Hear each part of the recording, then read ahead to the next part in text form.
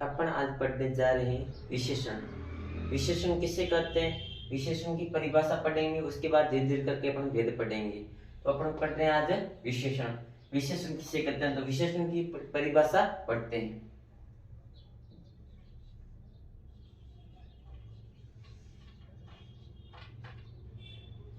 विशेषण की परिभाषा, विशेषण की परिभाषा क्या है, ऐसे शब्द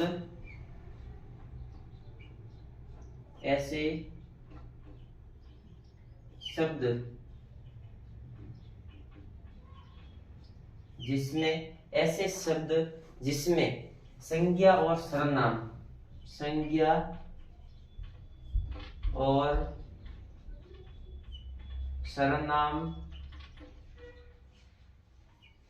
की ऐसे शब्द जिसमें संज्ञा और सर्वनाम की विशेषता बताई जाती है, जिसमें मतलब दोनों की संज्ञा और सर्वनाम की विशेषता दोनों की बताई जाती है, उसमें अपने का विशेषण हो जाता है।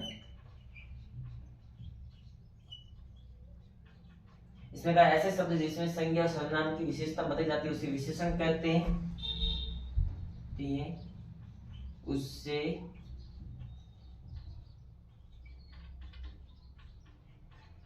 विशेषण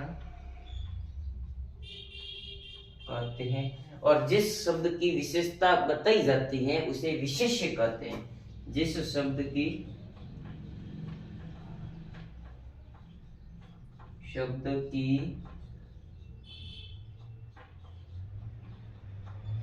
विशेषता बताई जाती है, जिस शब्द की विशेषता बताई जाती है उसे क्या कहते हैं, विशेष्य कहते हैं। उसे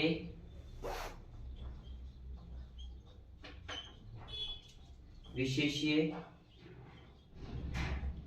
कहते हैं। अपन ने पढ़ा विशेषण। विशेषण की परिभाषा क्या है, ऐसे शब्द जिसमें संज्ञा और सर्वनाम की विशेषता बताई जाती है उसे क्या कहते हैं, विशेषण कहते हैं। और जिस शब्द की विशेषता बताई जाती है मतलब जिसमें मुख्य रूप से एक शब्द ऐसा आता है जिसमें विशेषता उसकी बताई जाती है, जैसे कोई जैसे विशेषता बताई जाती है, किसी के बारे में बता रहा हो तो वो हो जाएगा विशेष्य। ठीक है, जैसे अपन पढ़ रहे हैं आगे विशेषण के कितने भेद होते हैं, तो विशेषण के मुख्य रूप से तो वैसे 6 भेद होते हैं, परंतु कहीं पे 4 भेद भी बताए गए हैं, कहीं पे 5 भेद भी बताए गए हैं, परंतु ऐसे तो कितने विशेषण के भेद होते हैं, 6 भेद होते हैं। तो 6 भेद कौन कौन से होते हैं वो आपको वैसे मैं बताता हूँ।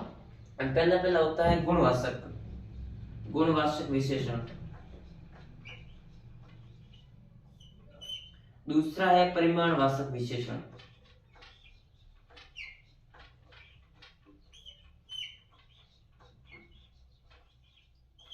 फिर तीसरा हो जाएगा व्यक्तिवाचक विशेषण।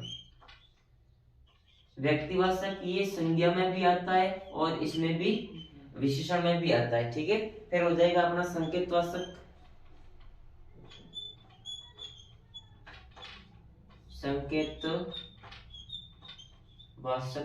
विशेषण। फिर 5वां अपना हो जाएगा विभागवाचक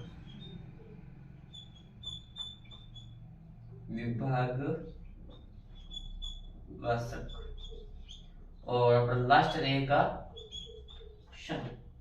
संख्यावाचक विशेषण।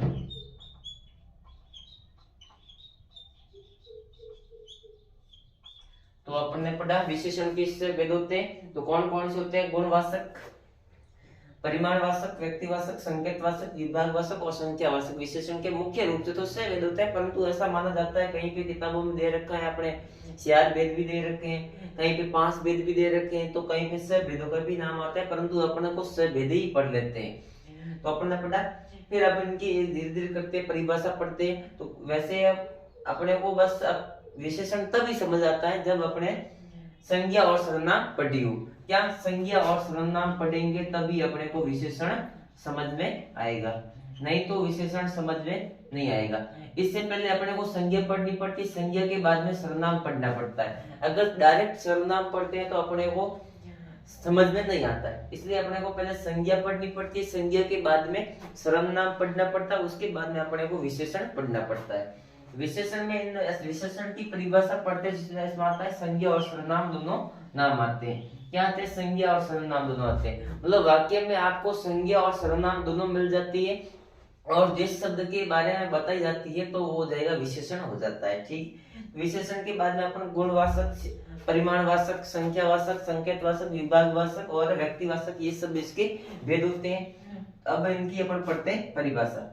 परिभाषा अपन पहले गुणवाचक की परिभाषा पढ़ते हैं। तो जैसे गुणवाचक अपन भाववाचक में आता है, सॉरी संज्ञा में आता है भाववाचक, भाववाचक में गुण का बताया जाता है।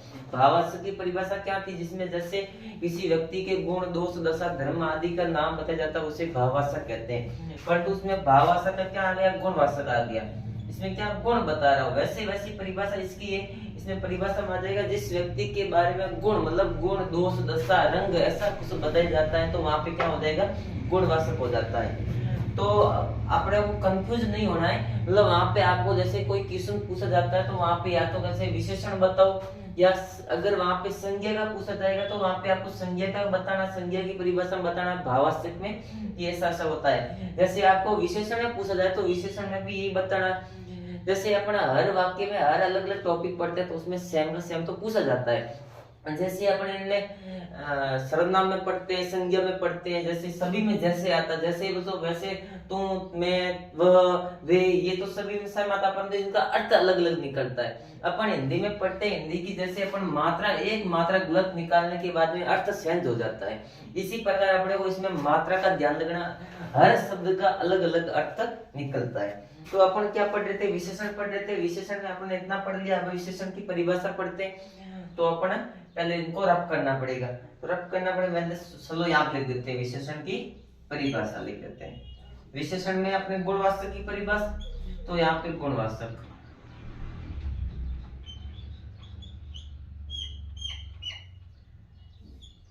गुणवाचक हो गया। गुणवाचक की परिभाषा मैंने अभी आपको बता दी, जिस वाक्य में किसी भाव, गुण, दोष, दशा, रंग, रूप आदि ऐसा कुछ पता चलता हो, वहां पे अपना गुणवाचक हो जाएगा।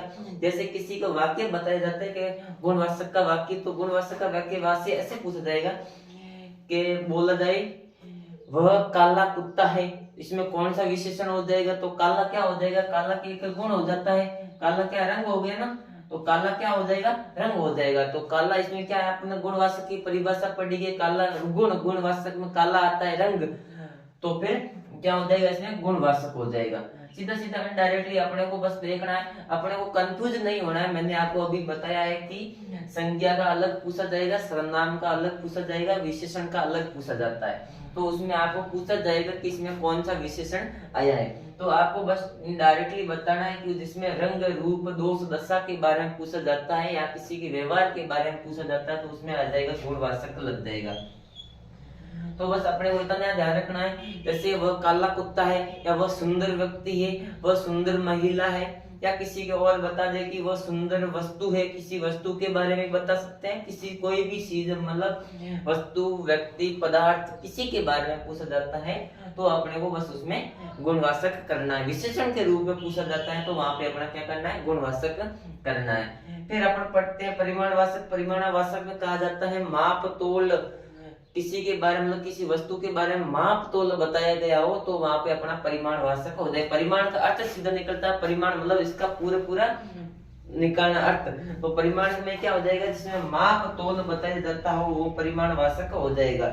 जैसे अपना, जैसे दुकान पे लेके आते हैं सामान, तो वहां पे अपन माप तोल आता है। जैसे अपने को चीनी लेके आते हैं तो वो तोल के देता है, तो जैसे अपने को माप तोल के बारे में पूछा गया हो, तो वहां पे अपना क्या हो जाएगा, परिमाणवाचक हो जाएगा।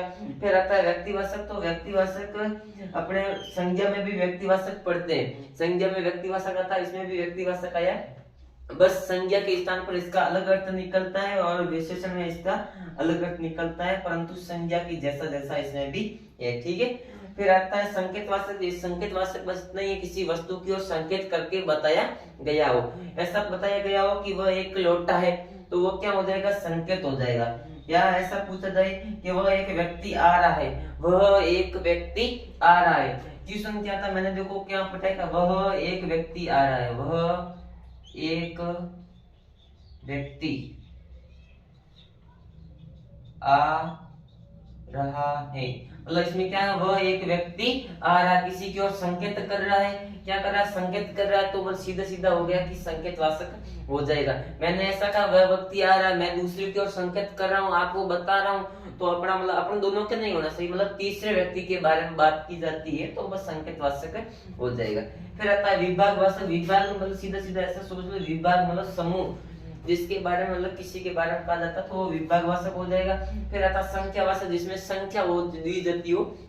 संख्यावाचक और परिमाणवाचक में इसमें ऐसा है कि इसमें दो उपभेद होते हैं। इसमें परिमाणवाचक के भी दो उपभेद होते हैं और संख्यावाचक के भी दो उपभेद होते हैं। तो इसमें भी निश्चित और अनिश्चित होता है, निश्चित परिमाणवाचक, अनिश्चित परिमाणवाचक, और इस संख्यावाचक में भी निश्चित संख्यावाचक और अनिश्चित संख्यावाचक होता है।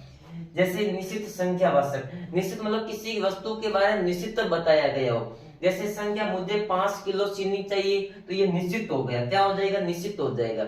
संख्या बता रहा है, तो संख्या आ रही है कि मुझे 5 किलो चीनी चाहिए, 5 क्या एक संख्या हो गई है, तो बस उसमें संख्या ये निश्चितवाचक हो जाएगा। जैसे 2 लीटर तेल चाहिए, 5 किलो चीनी, 10 किलो चीनी, 5 किलोमीटर मैं जा रहा हूँ, या मुझे और कोई कुछ जैसा होता था, तो उसमें निश्चित बताया गया हो, संख्या बताई गई हो, तो वह संख्यावाचक हो जाएगा। और एक होता है अनिश्चित, तो अनिश्चित मतलब उसमें क्या है, मुझे थोड़ी चीनी चाहिए, अब इसको थोड़ी चीनी कितनी चाहिए वो अपने को कोई पता नहीं, तो वो हो जाएगा अनिश्चित। अनिश्चित का सीधा अर्थ होता है मतलब कोई इसमें निश्चित बात नहीं बताई गई हो, तो वो हो जाएगा अपना निश्चित। मुझे थोड़ी चीनी चाहिए, अधिक चीनी चाहिए, कम चीनी चाहिए, ज्यादा चाहिए, तो ऐसा कुछ भी हो आता है, तो वहां पे अपने को सीधा क्या करना है, संख्यावाचक करना है। और परिमाण में ये होता है कि मुझे, जैसे अपन पढ़ते हैं परिमाण में निश्चित और अनिश्चित, मैंने पहले आपको थोड़ा बताया नहीं था, भूल गया, अब बता देता हूँ।